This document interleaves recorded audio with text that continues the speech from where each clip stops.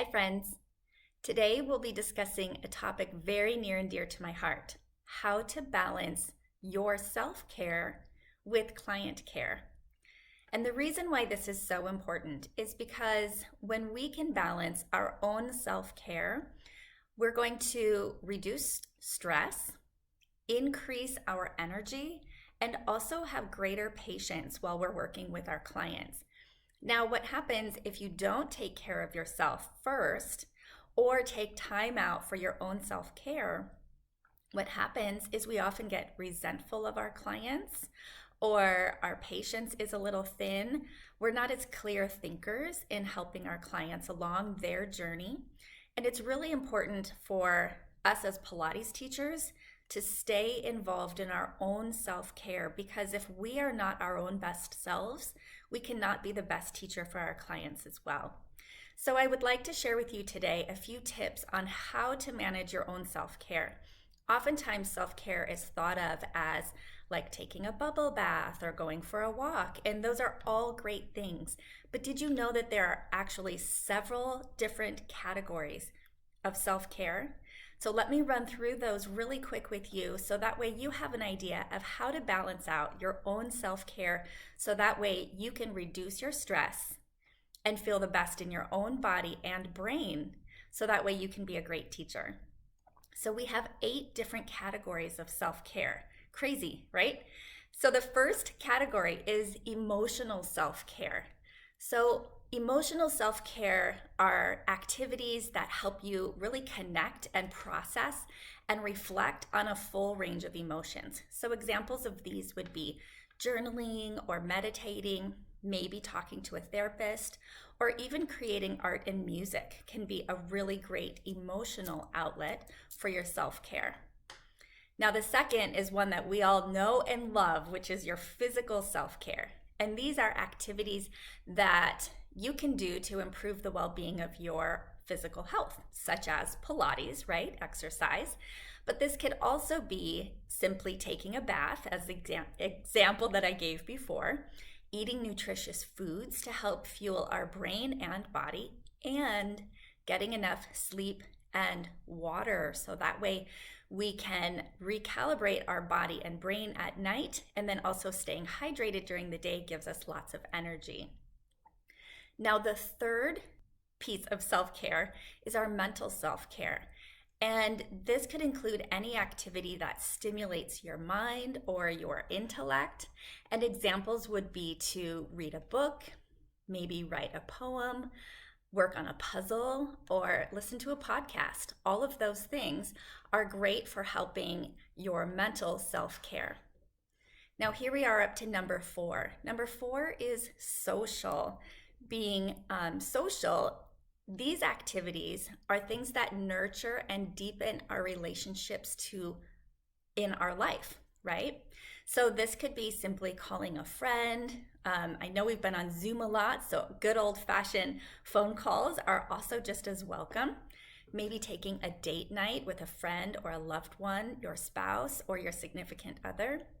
Maybe cuddling with your pet. This could also be a really great relationship that you have.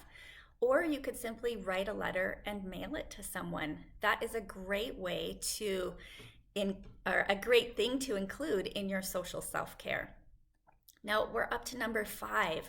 So these are now getting into things that are maybe not as common for some, but maybe really important to others. So number 5 is your spiritual self-care. And these are activities that nurture your spirit and allow you to think bigger than yourself. So whether you believe in a higher power or the universe, that is not as much, or that can be part of the spiritual self-care, but it doesn't have to be. So some examples could be simply doing yoga or meditating, spending time in nature. That's one of my personal favorites for spiritual self-care, or attending a worship service. So there are lots of different ways that you can get in touch with your spiritual side to nurture your own self. Now, number 6 for self-care is your professional self-care.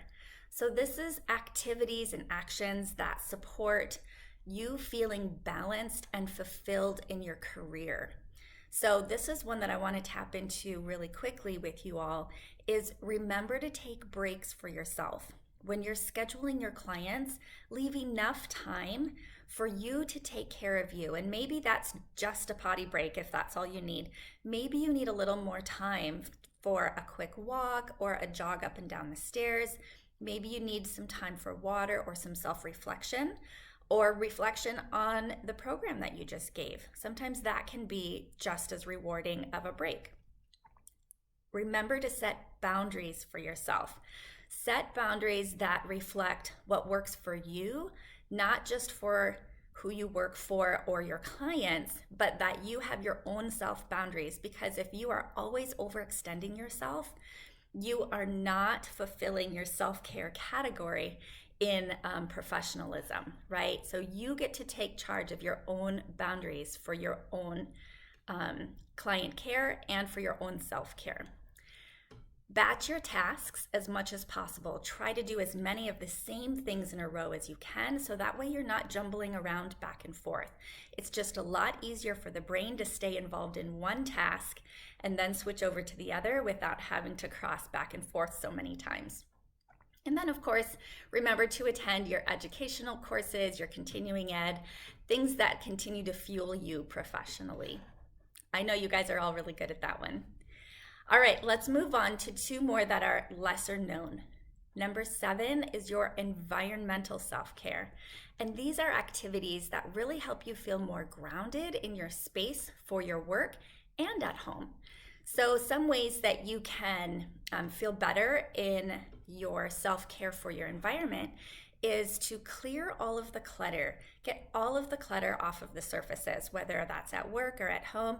And this will help you feel a lot better about the space that you're in. It doesn't feel like it's always attacking you, right? When you have clear spaces, it feels more comfortable as you approach. Utilize those drawers, utilize your organizational systems, and that will help you feel a lot better in this area.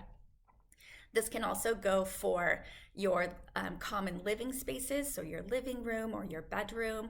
These are areas that you probably spend a lot of time in at home, so make sure that all of those spaces feel clear, so that way you don't walk into a room and it feels like it's attacking you. I hope that makes sense.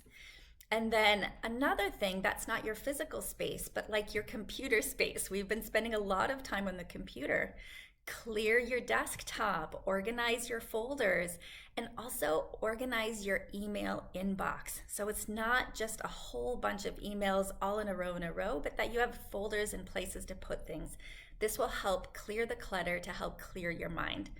And then lastly, if you have photos of loved ones that you can hang or have nearby in your workspace or in your common spaces, if that is something that fuels you, then that is a great thing to include in your environment for your self-care. Now, our last category is financial. And these are actions taken to feel settled in your finances, both currently and in the future. So things that you can do for your financial self-care. Most people don't think of finances as self-care, but it is, because if you're stressed about money, that's stress. And then stress accumulates and it keeps us from being our best selves in all arenas of life. So financial self-care is really important. And I'll just be honest, this is the one that I struggle with the most, and you may have others that you struggle with. But things that you can do for your financial self-care would be to create a budget. You can listen to money podcasts, track your big and small purchases so you know where your money is going.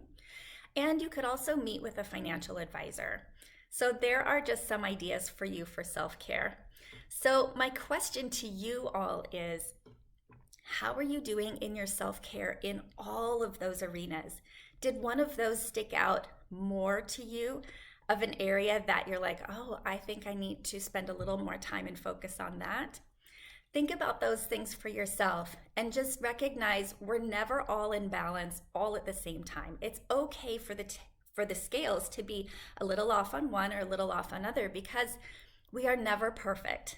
But what we're looking to do is balance those scales in all of those areas a little bit more to bring us a little more to balance, so that way, again, we can reduce stress, which then increases our energy and helps us to have more patience with our clients.